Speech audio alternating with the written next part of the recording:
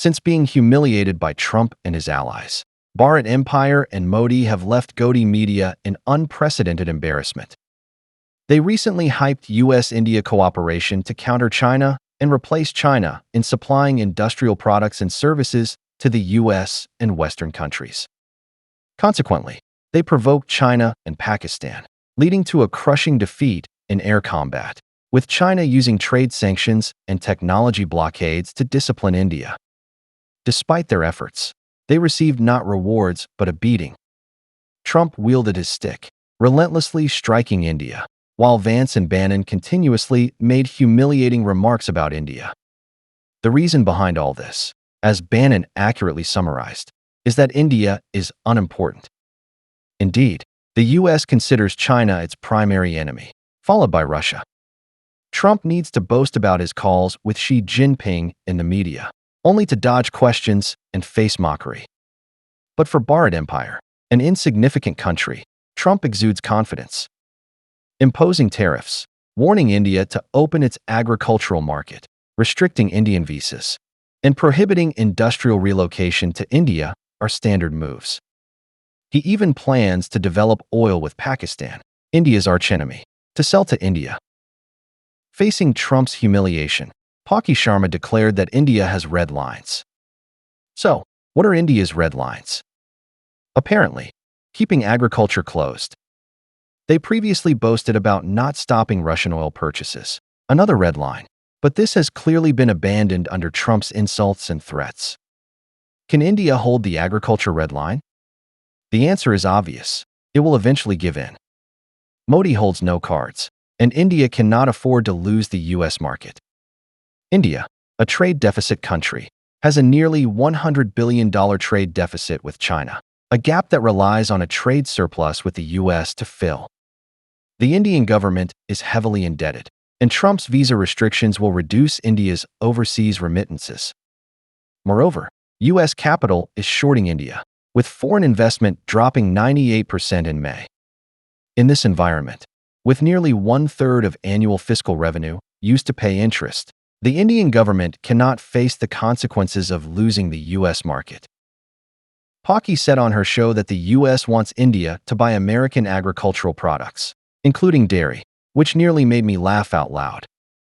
I wonder if one day the US will demand Bharat Empire buy American beef. Cows are sacred in India, and many officials claimed during the COVID pandemic that drinking cow urine could cure diseases. Eating beef is illegal under Modi's government. But I doubt Trump even knows where India is. He wouldn't bother considering whether Indians eat beef. Speaking of red lines, there must be countermeasures. So, what are India's countermeasures? Palki listed some, like not buying American whiskey, motorcycles, or F-35 jets, which nearly made me laugh again. I want to ask Palki, do you really not know the purchasing power of Bharat Beggar Empire? Even if the US completely stopped exporting to India, that amount is negligible in the US market, let alone niche products like motorcycles and whiskey. Trump, willing to sacrifice US agriculture in a trade war with China, imposing mutual tariffs, would he care about Bharat Empire's tiny trade volume? But can Bharat Empire afford to lose the US market? You've already offended China, and after missing RCEP, your company's competitiveness cannot compare with ASEAN, Mexico, or Brazil. Can you name one country that relies on Indian goods? Besides cow dung, does India have any strong industries? As for refusing to buy F-35 jets, a commenter in yesterday's section gave a brilliant response. India refusing F-35 is like refusing Taylor Swift. I truly don't understand how Bharat Empire can be so shameless. When did the US ever beg India to buy F-35? Wasn't it Modi, like a beggar, pleading with the US to sell F-35 to India? Trump responded with a long list of conditions India must meet before the US would consider selling F-35. After India's air combat defeat, Lockheed Martin dares not sell F-35 to India, lest it suffer the same fate as Dassault, whose hard-earned international reputation was ruined by India. I also remind Bharat Empire that you've offended China and Pakistan. No matter your stance, China will strengthen its deployment in South Asia, providing advanced weapons to Pakistan and Bangladesh. You need U.S. protection, not the other way around. The U.S. and China are separated by the Pacific, but you're right next to China. If Chinese forces attack from the Himalayas, they could quickly dismantle India. Don't forget, you face threats from 3 countries simultaneously, the diplomatic achievement of Modi's 11 years in power. The only thing Modi can do now is abandon all so-called red lines and kiss Trump's ass. If he's slow and displeases Trump, the consequences will be severe.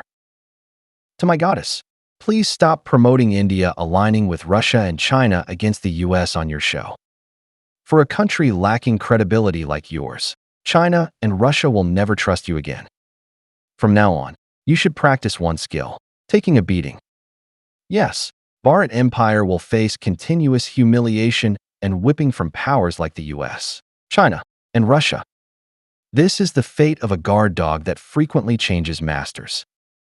Finally, I want to ask, where is that boastful man who mimics Mussolini, pointing his finger while speaking and wearing a skirt? Facing US bullying, now is the time for him to show his tough style. He led India into a diplomatic dead end. Shouldn't he speak out and counter Trump? Or is he just a coward who only talks big?